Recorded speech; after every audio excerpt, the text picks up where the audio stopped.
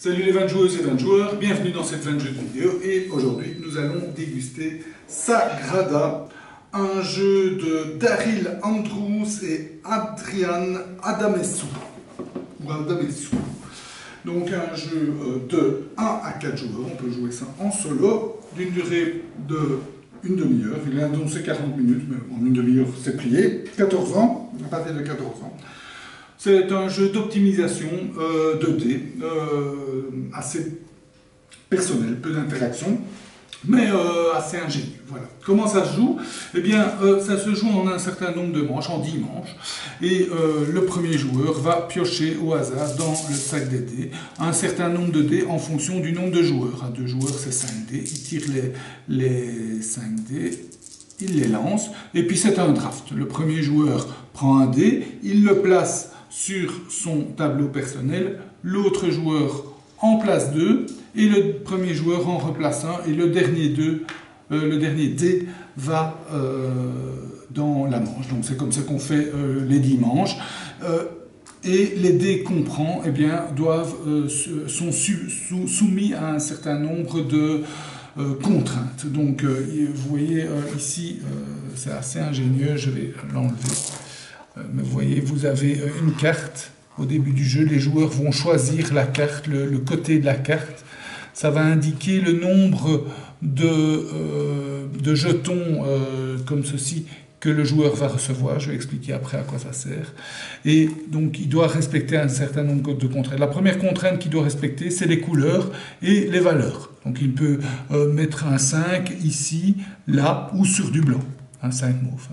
Donc il doit respecter ça. En plus, il y a une deuxième contrainte qui est encore plus difficile, c'est que à partir du moment où il y a un dé, les autres dés doivent être adjacents à ce dé, soit orthogonalement, soit diagonalement. En sachant que s'il est orthogonalement, il ne peut pas être ni de la même valeur, ni de la même couleur. Donc il y a une série de contraintes qu'il faut faire attention pour construire tout son petit puzzle, en sachant qu'à la fin on va gagner des points de victoire et on va en perdre si par case non remplie. Donc on a vraiment intérêt à remplir toutes les cases. Surtout qu'on va gagner la majorité des points de victoire grâce aux cartes objectifs. Donc chaque joueur a une carte objectif privée qui est face cachée. Ici dans notre partie, le joueur ici avait la couleur verte et moi j'avais la couleur bleue. Donc ça veut dire qu'à la fin du jeu, il va additionner la valeur de tous ces verts.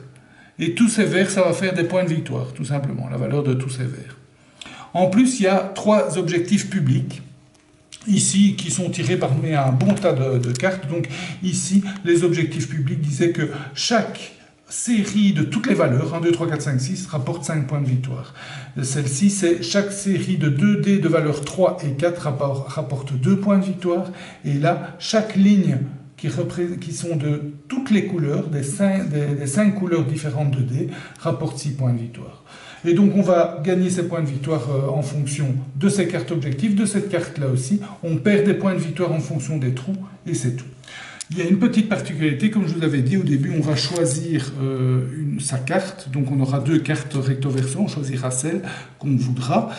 Et les cartes vont indiquer un certain nombre de jetons faveur, comme ceci. Et au plus elle indique, au plus la carte est difficile à jouer. Donc ici, dans ce cas-ci, le joueur va en prendre 5, va prendre 5 s'il choisit celle-là. Et ces jetons faveur vont servir à utiliser les cartes objets. Et les cartes objets vont vous permettre des actions qui ne sont normalement pas possibles. Donc dans notre partie ici, là aussi, une série de cartes objets différentes. Donc toutes les parties sont variées. Ici, cette carte-ci permet de déplacer un dé sans respecter la contrainte de valeur. Ici, de déplacer 2 dés en respectant toutes les contraintes. Et ici, de retourner la valeur d'un dé. Donc voilà, on peut à son tour mettre un de ces jetons pour réaliser l'action de l'objet, en sachant que s'il y a un jeton, on doit en mettre 2. Donc on a intérêt à utiliser un objet le plus tôt possible, mais il faut évidemment que ça serve, et si on le fait trop tôt, en général ça ne sert pas, mais pas trop tard, sinon il faudra en mettre 2. En sachant qu'à la fin du jeu, chaque jeton faveur qui reste en notre possession vaut un point de victoire. Et voilà. Ça donne un jeu où il faut beaucoup calculer, très calculatoire quand même, et très, où l'optimisation est très importante. On va surtout se pencher sur son petit coin, on va peu regarder les adversaires. On va essayer de deviner la couleur, mais c'est vraiment pas évident. Vu toutes les contraintes, on ne sait pas même si on a la couleur verte entre tous les dés verts. Donc on va essayer d'observer, mais ce qui va surtout nous importer, c'est d'optimiser son petit vitrail, puisque nous sommes dans Sagrada Familia, en Espagne, à Barcelone. Et donc on va essayer d'optimiser son truc en respectant toutes les contraintes et en optimisant les différents objectifs.